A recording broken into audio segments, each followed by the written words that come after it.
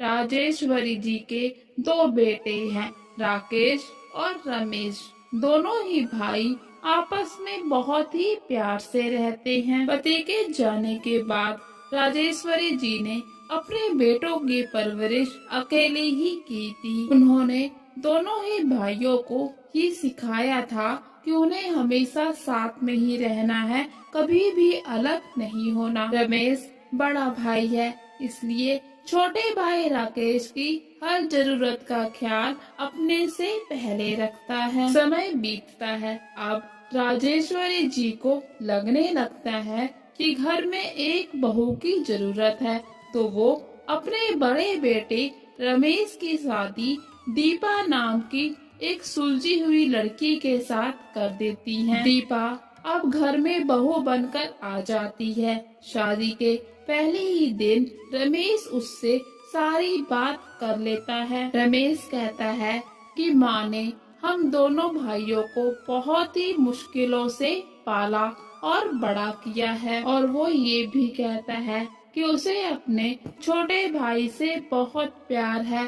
तुम भी उसे छोटे भाई जैसा ही देखना और उसकी जरूरत का ध्यान रखना। अगले दिन सुबह जब रमेश ऑफिस जा रहा होता है, तो वो राकेश से कहता है कि ये लो, मेरी बाइक की चाबी रख लो, मैं ऑटो रिक्शा लेकर ऑफिस चला जाऊंगा, लेकिन तुम कॉलेज मेरी बाइक से चले जाना। तो इस पर राकेश मना कर देता है और कहता है, नहीं भैया, मैं ऑटो रिक्शा से चला जाऊंगा, लेकिन आप ऑफिस अपनी बाइक से ही जाना। इतना कहकर राकेश फटाफट कॉलेज के लिए चला जाता है। शाम को जब वो कॉलेज से वापस आता है, तो अपनी भाभी को सामने खड़ा पाता है। फिर उसकी भाभी उसको एक चाबी देती है और कहती है, ये लो तुम्हारी नई बाइक की चाबी। राकेश ये सुनकर हैरान हो जाता है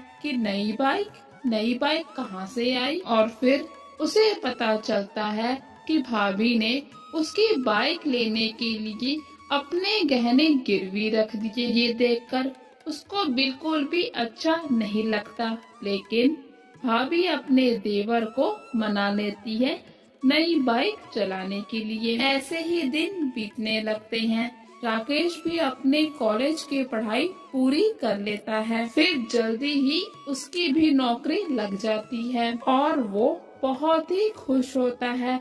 खुश होकर अपनी भाभी को ये खुशखबरी देता है कि उसकी नौकरी लग गई है। सभी परिवार में बहुत ही खुश होते हैं और उस दिन सभी लोग इसका उत्सव भी मनाते हैं, जिसमें दीपा बहू अपने देवर की पसंद का सारा खाना खुद से बनाती है। और फिर अगले दिन राकेश के ऑफिस का पहला दिन होता है। वो अपनी भाभी और माँ के पाँव छूकर ऑफिस के लिए निकल जाता है। ऐसे ही समय बीतने लगता है। दीपा बहू रोज सुबह जल्दी उठती, अपने पति रमेश और देवर राकेश का टिफिन तैयार करती और दोनों भाई ऑफिस के लिए निकल जाते।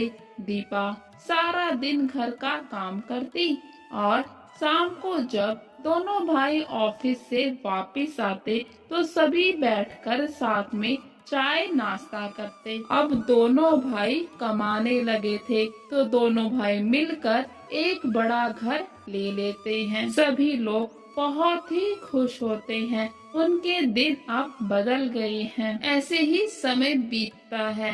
फिर एक दिन दीपा अपनी सासू माँ से कहती है, माँ जी, अब हमें देवर जी की शादी कर देनी चाहिए। तो ये बात राकेश सुन लेता है और अपनी भाभी से कहता है, भाभी, तुम मेरे लिए भी अपनी परछाई ढूंढ कर लाना।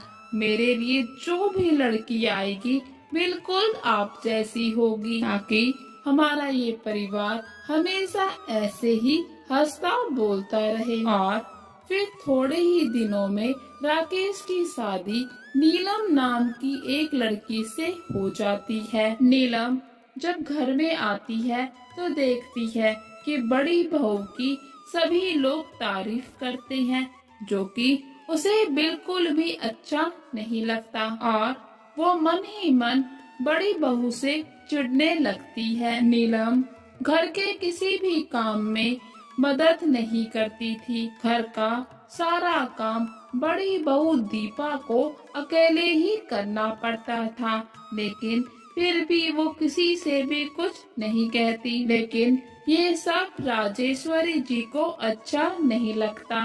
वो बहू नीलम को बुलाकर कहती है कि उसे भी घर के काम करने चाहिए, लेकिन नीलम अपनी सासू माँ पर भड़क जाती है कि वो उसे काम करने को कह रहे हैं। नीलम की ऐसी बातें सुनकर सासू माँ चुप हो जाती है ताकि घर में शांति का माहौल बना रहे और वो सोचती है कि इस बारे में वो अपने बेटे राकेश से बात करेंगी और वो ही बहू नीलम को समझाएगा। लेकिन जब राजेश्वरी जी राकेश से बात करती है तो वो भी अपनी बीवी नीलम का ही पक्ष लेता है और कहने लगता है, तो क्या हुआ अगर भाभी थोड़ा सा काम कर लेंगी? नीलम को इन सब की आदत नहीं है, धीरे धीरे सीख जाएगी। इतना कहकर वहाँ से चला जाता है और फिर ऐसा करते करते दोनों भाइयों में दरार आ जाती है। फिर एक दिन नीलम कहती है कि उसे परिवार के साथ नहीं रहना, वो परिवार के साथ नहीं रह सकती, उसे अलग रहना है। राजेश्वरी जी और बहू दीपा उसे बहुत समझाते हैं कि परिवार से अलग ना रहे, लेकिन वो नहीं मानती और राकेश को लेकर अलग रहने लगती हैं। परिवार से अलग होने के कुछ दिनों के बाद नीलम बीमार पड़ जाती है और राकेश को भी ऑफिस से छुट्टी नहीं मिलती। अब बीमारी में नीलम के साथ कोई भी नहीं होता जो उसे समय पर दवाई दे सके